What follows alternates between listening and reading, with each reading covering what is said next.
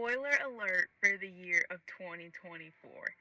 This is going to be your year if you can learn to develop one of the traits I'm going to tell you about right now.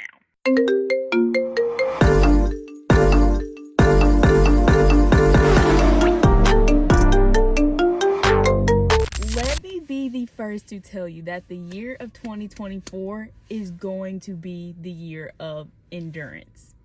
What does that look like? Staying committed to your goals, remaining grateful during times of trouble, pressing past your temporary feelings.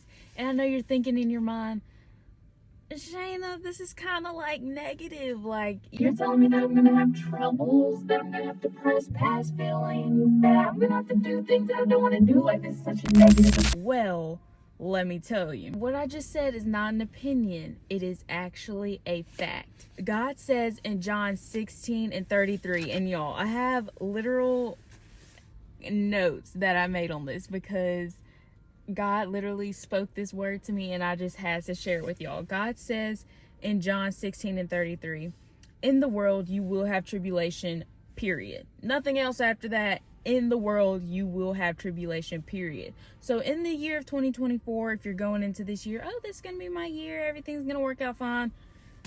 God said right here, you're going to have some tribulation. You're going to have to suffer sometimes. But right after that, he says, but take heart, for I have overcome the world. So even though we will go through hard times, have hope because we serve a God that is greater than all of that. And so why do I say that 2024 is the year of endurance specifically? Why not something else? Why the year of endurance? Well, 2023, I believe with my full chest, I believe 2023 was a year of realization. 2023 opened our eyes to some people, to some mindsets, to some habits that we have that were holding us back.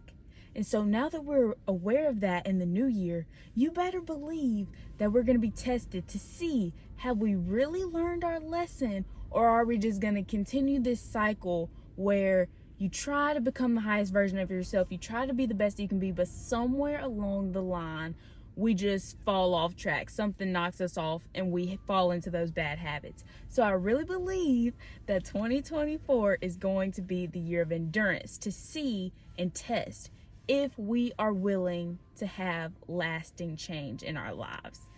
Oh my gosh, I feel like I'm just like on cloud nine telling y'all about this. Hold on. Okay. So on this journey of change, right? This journey to our highest being, this journey to the best version of ourselves, we're going to get tired and we're going to feel weak along this journey. And here you go again. Shayna, why are you speaking all these negative things, girl? Like, I don't want to be weak. I don't want to be tired. Like, I want energy. I want to do all the things I said I'm going to do and whatever. Y'all, literally, Isaiah 40:30 says, even youths, even young people shall fall faint and be weary, and young men shall fall exhausted, period. So the Bible told us right there, well, you're going to get tired along this journey. It's natural to have slip-ups. There are going to be some days when you said you were on a diet and 12 a.m. that pizza's calling you. 12 a.m. you start thinking about that toxic ex. You be thinking about texting him or her back. Want to exercise that one day, you just be like, I don't really need it. Like, I'll do it later on. So many times that we fall tired, we fall exhausted, and then get back into these bad habits that we were in. Now that I feel like you can kind of like relate to what I'm saying, that cycle of wanting to be on track, wanting to be better, but, you know, falling off track, I feel like you're asking yourself, okay, what do I need to do then to make like a permanent change? What do I need to do? The biggest thing is realizing that life is a process. I feel like every year we tell ourselves, this is going to be my year, this is going to be my year, this is going to be my year. And I think this is because we have a tendency to associate good things or blessings in our life with a certain time frame. I want to be married by 28. I want to have kids by whatever. We associate good things and blessings with this timeline of our own. But if we're being honest, you're going to have good moments and bad moments and you don't even know how to feel about them moments till the day that you die. Not everything's gonna be sunshine, rainbows, happy flowers, unicorns. It's not always gonna be like that all the time, but what we are going to learn in 2024 is to be grateful during the times of trouble. And you're like, what do I have to be grateful for? You're just thinking of all these things that you're going through. I just got back to school and I already have all these in my classes. My girlfriend or boyfriend just broke up with me and I've got $2 in the bank. If that's you, I'm going to pray for you. But what we should be grateful for, what we should rejoice in, is that we serve a God, according to Isaiah 40, verse 28, God does not grow faint or weary.